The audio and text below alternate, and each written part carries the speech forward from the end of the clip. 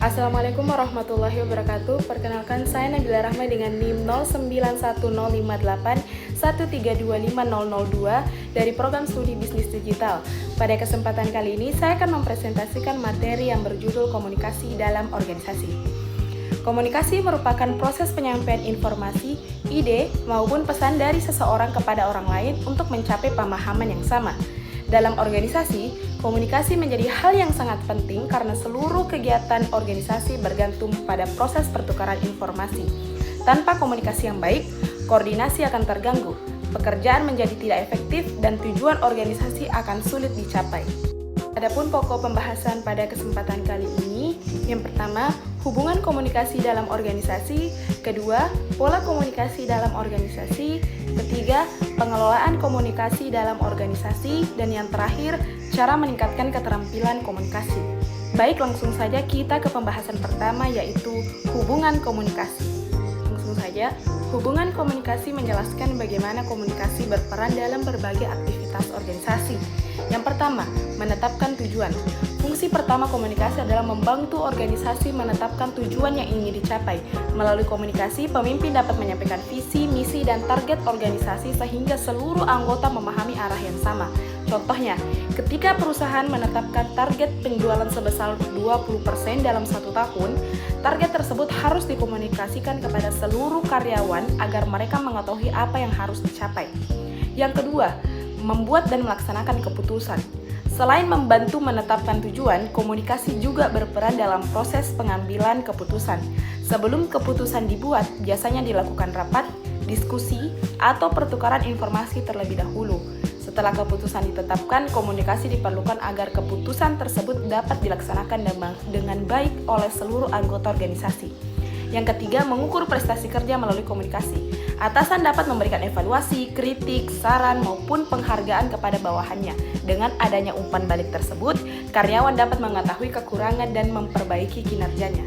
Dan yang keempat, merekrut dan mengembangkan staf. Komunikasi juga berperan dalam proses perekrutan dan pengembangan staf, mulai dari wawancara kerja, orientasi pegawai baru, hingga pelatihan kerja, semuanya membutuhkan komunikasi yang efektif.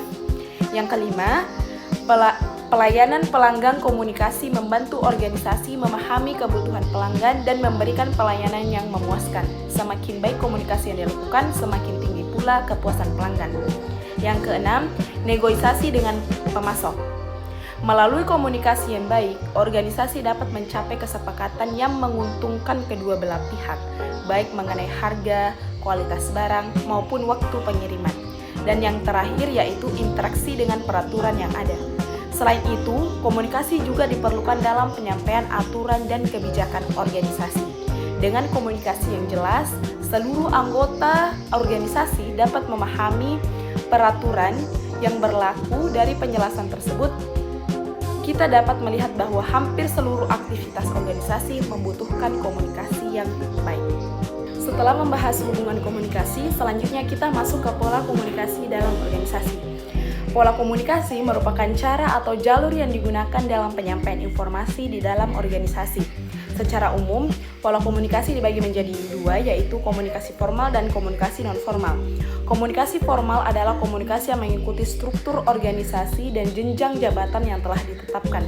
Dalam komunikasi formal, terdapat 3 bentuk utama. Yang pertama itu adalah komunikasi vertikal, kedua komunikasi horizontal, dan yang terakhir komunikasi diagonal. Sedangkan komunikasi non-formal merupakan komunikasi yang terjadi secara tidak resmi dan tidak terikat oleh struktur organisasi.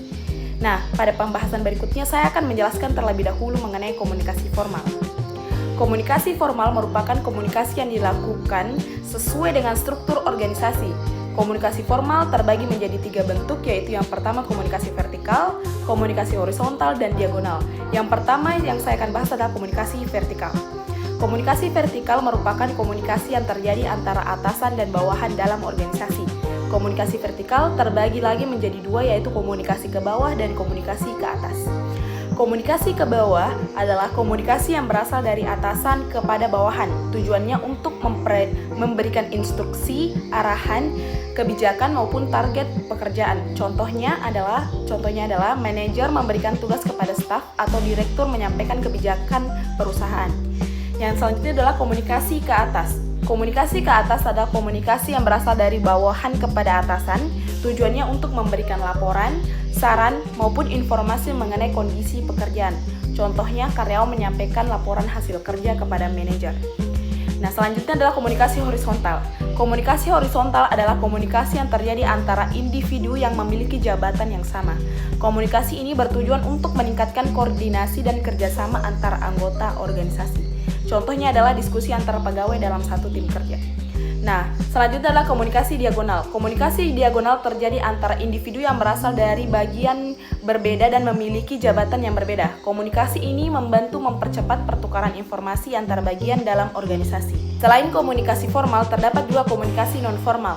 Komunikasi non-formal adalah komunikasi yang terjadi secara tidak resmi dan tidak mengikuti struktur organisasi. Contohnya adalah percakapan saat istirahat, diskusi santai, atau komunikasi melalui media sosial. Komunikasi ini membantu mempererat hubungan antara anggota organisasi dan mempercepat penyebaran informasi. Setelah memahami berbagai pola komunikasi, berikutnya kita akan melihat mengapa komunikasi organisasi sangat penting. Manfaat pertamanya adalah meningkatkan efisiensi kerja. Komunikasi membantu mengurangi kesalahan, mempercepat penyampaian informasi, dan memperlancar proses kerja. Manfaat kedua adalah meningkatkan kolaborasi atau kerjasama. Dengan komunikasi yang baik, anggota organisasi dapat bekerja sama dengan lebih efektif dalam mencapai tujuan bersama. Dan yang ketiga adalah inovasi. Komunikasi juga berperan dalam mendorong inovasi. Melalui komunikasi, berbagai ide dan gagasan baru dapat disampaikan dan dikembangkan menjadi solusi yang bermanfaat bagi organisasi. Dan yang terakhir itu adalah motivasi. Selain itu, komunikasi yang baik juga meningkatkan motivasi kerja anggota organisasi. Karyawan yang merasa didengar dan dihargai biasanya akan memiliki semangat kerja yang lebih tinggi. Selanjutnya kita akan bahas bagaimana komunikasi tersebut dikelola agar berjalan secara efektif. Dalam pengelolaan komunikasi terdapat beberapa hal yang perlu diperhatikan. Yang pertama, itu adalah mengurangi jumlah pesan. Terlalu banyak informasi dapat membuat anggota organisasi bingung, sehingga pesan tidak penting perlu dikurangi agar informasi lebih fokus dan mudah dipahami. Dan yang kedua, memberikan instruksi yang jelas. Pesan harus disampaikan dengan bahasa yang mudah dipahami agar tidak menimbulkan kesalahpahaman dan kesalahan dalam pekerjaan. Yang ketiga, mendelegasikan tanggung jawab. Tugas komunikasi dapat diberikan kepada pihak yang berwenang sehingga proses penyampaian informasi menjadi lebih cepat dan efektif. Keempat, melatih komunikator. Organisasi perlu melatih anggotanya agar mampu menyampaikan informasi secara jelas, tepat, dan profesional. Dengan pengelolaan komunikasi yang baik, organisasi dapat meningkatkan produktivitas, memperlancar koordinasi, dan mencapai tujuan secara lebih efektif. Selain menangani pesan-pesan rutin, organisasi juga harus siap menghadapi krisis komunikasi. Krisis komunikasi adalah situasi yang dapat memengaruhi citra, reputasi, atau bahkan keberlangsungan organisasi.